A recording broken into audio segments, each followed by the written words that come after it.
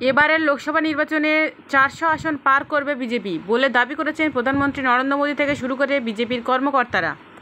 লোকসভা ভোটে বাংলায় 18 থেকে কি বিজেপির আসন আরও কমে যাবে, কি বলেছেন প্রশান্ত কিশোর। ভোটের দামামা বেজে গিয়েছে। 19শে এপ্রিল থেকে ভোট শুরু হচ্ছে, অর্থাৎ আগামীকাল থেকে। দেশের সবথেকে বড় নির্বাচনী কেন্দ্রের শাসক দল বিজেপি ইতিমধ্যে লক্ষ্যমাত্রা স্থির করে দিয়েছে।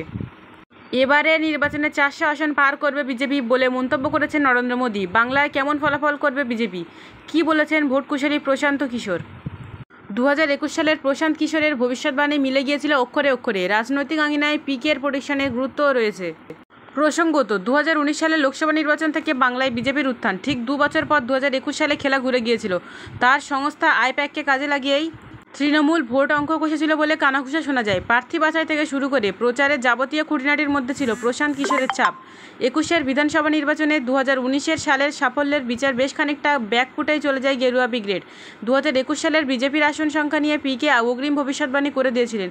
তার সেই ভবিষ্যৎবাণী অক্ষরে অক্ষরে মিলে যায়। নিরঙ্কুশ সংখ্যাগরিষ্ঠ নিয়ে রাজ্য ক্ষমতায় ফের তৃণমূল কংগ্রেস। সম্প্রতি সর্বভারতীয় এক সংবাদ মাধ্যমে দেয়া সাক্ষাৎকারে বাংলার রাজনৈতিক পরিস্থিতি নিয়ে মুখ খোলেন প্রশান্ত কিশোর। রাজনৈতিক পরিস্থিতির বিচারে পিকের স্পষ্ট বক্তব্য, চলতি লোকসভা নির্বাচনে ক্ষমতাসীন দলের লোকসান হওয়া অবধারিত। বাংলায় বিজেপির উত্থান নিয়ে বড় মন্তব্য করেন প্রশান্ত কিশোর। বলেন, দিল্লিতে বসে অনেকেই ভাবেন যে বাংলার বিজেপি শেষ হয়ে গিয়েছে, কিন্তু বিজেপি আজও সেখানে খুবই শক্তিশালী দল। 2024 সালের লোকসভা নির্বাচনে বাংলায় কটা আসন জিততে পারে বিজেপি, এই প্রশ্নের উত্তরে পিকে বলেন, বাংলায় বিজেপির উত্থান হয়েছে এক কথা অনস্বীকার্য।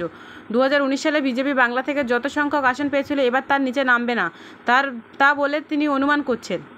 অর্থাৎ তিনি বলেছেন বিজেপির ফলাফল আরও ভালো হতে পারে, তবে গোটা বিষয়টি অবশ্যই জনগণের উপর ছেড়েছেন পিকে। উল্লেখ্য, 2021 সালে বিজেপিকে নিয়ে যখন অনেক জল্পনা কল্পনা, সেই সময় পিকে দাবি করেছিলেন বিজেপি যদি বাংলায় 100 আসনের গণ্ডি ছুঁতে পারে তবে তিনি রাজনৈতিক পরামর্শদাতার কাজ ছেড়ে দেবেন।